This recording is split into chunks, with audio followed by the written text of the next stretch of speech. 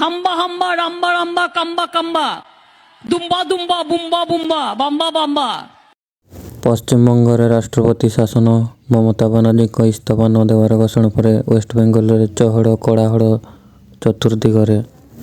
ପଶ୍ଚିମବଙ୍ଗ ବିଧାନସଭା ନିର୍ବାଚନର ଫଳାଫଳ ପରେ ଟିଏମସି ମୁଖ୍ୟ ମମତା ବାନାର୍ଜୀ ମୁଖ୍ୟମନ୍ତ୍ରୀ ପଦରୁ ଇସ୍ତଫା ନ ଦେବା ପାଇଁ ଅଟଳ ରଖିଛନ୍ତି।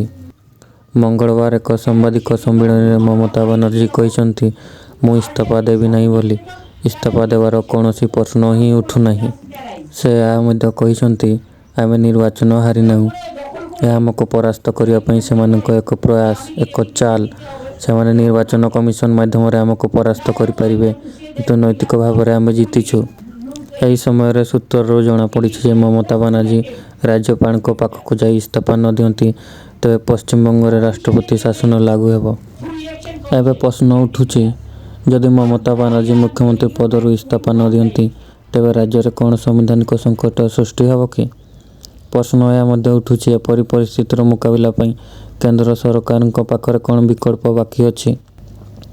ସାମ୍ବିଧାନିକ ବିଶେଷଜ୍ଞ ଅଶ୍ୱିନୀ ଦୁବେ କହନ୍ତି ଯେ ଇସ୍ତଫା ଏକ ସାମ୍ବିଧାନିକ ବାଧ୍ୟବାଧକତା। ସମ୍ବିଧାନର ଧାରା 164ରେ ରାଜ୍ୟପାଳ ଇସ୍ତଫା ନ ଦେଲେ ତାଙ୍କୁ ବହିଷ୍କାର କରିବାର ବ୍ୟବସ୍ଥା ଅଛି। ନିର୍ବାଚନ ଫଳାଫଳ ଘୋଷଣା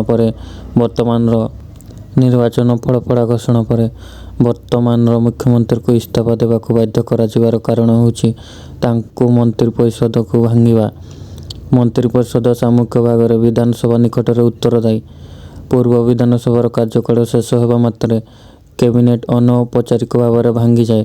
ମୁଖ୍ୟମନ୍ତ୍ରୀଙ୍କ ଇସ୍ତଫା ଏହି ପ୍ରକ୍ରିୟାକୁ ଆନୁଷ୍ଠାନିକ କରିଥାଏ। ସେ ଆହୁରି କହିଛନ୍ତି, ଏହା ଅସମ୍ଭବ ଯେ ଯିଏ ଇସ୍ତଫା ଦିଅନ୍ତି ନାହିଁ ସେ ବଳପୂର୍ବକ ମୁଖ୍ୟମନ୍ତ୍ରୀ ରହିପାରିବେ। ଯଦି ସେମାନେ ଇସ୍ତଫା ଦିଅନ୍ତି ନାହିଁ ତେବେ ରାଜ୍ୟପାଳ ସବୁଠାରୁ ବଡ଼ ଦଳକୁ ଡାକି ସେମାନଙ୍କୁ ସେମାନଙ୍କର ନେତା ଚୟନ କରିବାକୁ କହିପାରିବେ। ଏହା ବ୍ୟତୀତ ସେ ଇସ୍ତଫା ନ ଦେଉଥିବା ମୁଖ୍ୟମନ୍ତ୍ରୀଙ୍କୁ ହଟାଇବା ପାଇଁ ମଧ୍ୟ ନିଷ୍ପତ୍ତି ନେଇପାରିବେ। ଏହା ବ୍ୟତୀତ ରାଜ୍ୟପାଳ ମୁଖ୍ୟ ସଚିବ, ପୋଲିସ ମହାନିର୍ଦ୍ଦେଶକ କିମ୍ବା ଆଇନ ଶୃଙ୍ଖଳା ସଂସ୍ଥାକୁ ସେମାନଙ୍କ ପଦରୁ ହଟାଇବା ପାଇଁ ନିର୍ଦ୍ଦେଶ ଦେଇପାରିବେ। ଏହି ସମୟରେ ଇଣ୍ଡିଆ ଟୁଡେ ବରିଷ୍ଠ ଆଇନଜୀବୀ ଶେଖର ନାଫାଡଙ୍କୁ ଉଦ୍ଧୃତ କରି କହିଛି, ସେମାନଙ୍କ ବିରୋଧରେ କୌଣସି ପ୍ରଭାବ ପଡ଼ିବ ନାହିଁ। ରାଜ୍ୟପାଳ ବିଧାନସଭାକୁ ଖାରଜ କରିପାରିବେ ଏବଂ ସରକାରଙ୍କ କାର୍ଯ୍ୟକାଳ ଶେଷ ହୋଇଯିବ, କାରଣ 5 ବର୍ଷର କାର୍ଯ୍ୟକାଳ ସମାପ୍ତ ହୋଇଯାଇଛି। ନାଫାଡ କହିଛନ୍ତି, ନିର୍ବାଚନ କମିଶନ ଏକ ଆବଶ୍ୟକ ବିଜ୍ଞପ୍ତି ଜାରି କରିଛନ୍ତି। ଯଦି କୌଣସି କୋର୍ଟ ବାଧ୍ୟବାଧକତାମୂଳକ କାରଣ ପାଇଁ ନିର୍ବାଚନକୁ ବାତିଲ ନ କରନ୍ତି ତେବେ ସମସ୍ତେ ନିର୍ବାଚନ କମିଶନଙ୍କ ଦ୍ୱାରା ଘୋଷିତ ଫଳାଫଳକୁ ଗ୍ରହଣ କରିବାକୁ ବାଧ୍ୟ ଏବଂ ଏହି ପରିସ୍ଥିତିରେ ମୁଖ୍ୟମନ୍ତ୍ରୀଙ୍କୁ ଇସ୍ତଫା ଦେବାକୁ ପଡ଼ିବ।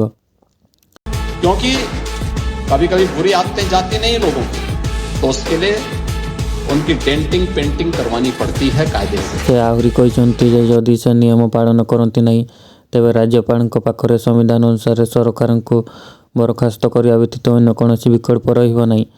ଇଣ୍ଡିଆ ଟୁଡେ ଅନ୍ୟ ଜଣେ ଓକିଲ PDT ଆଚାର୍ଯ୍ୟଙ୍କୁ ଉଦ୍ଧୃତ କରି କହିଛନ୍ତି ଯେ ଯଦି ଇସ୍ତଫା ନ ଦିଅନ୍ତି ତେବେ ଏହା ଅପ୍ରାସଙ୍ଗିକ ହେବ। ସେ ବ୍ୟାଖ୍ୟା କରିଛନ୍ତି ଯେ ସମ୍ବିଧାନ ଅନୁସାରେ ଏକ ସରକାର 5 ବର୍ଷ ପାଇଁ ଚାଲିପାରିବ ନାହିଁ। ସେ ଏହା ମଧ୍ୟ କହିଛନ୍ତି ଯେ ଯଦି ମମତା ବାନାର୍ଜୀ ନିର୍ବାଚନକୁ ଚ୍ୟାଲେଞ୍ଜ କରିବାକୁ ଚାହାନ୍ତି ତେବେ ଏହା ଏକ ନିର୍ବାଚନ ଆବେଦନ ମାଧ୍ୟମରେ ହେବ, ଯାହା ପରେ ଶୁଣାଣି କରାଯିବ। ସେ ଆହୁରି କହିଛନ୍ତି ଯେ ଯଦି ସେହି ପଦକ୍ଷେପ ନିଆଯାଏ ସେ ମୁଖ୍ୟମନ୍ତ୍ରୀ ରହିପାରିବେ ନାହିଁ। নমস্কার, জয় হিন্দ, বন্দে মাতরম, খোদা হাফেজ, জয় জহর, ইনশাল্লাহ, জয় বাংলা, জয় বাংলা, জয় বাংলা। আবার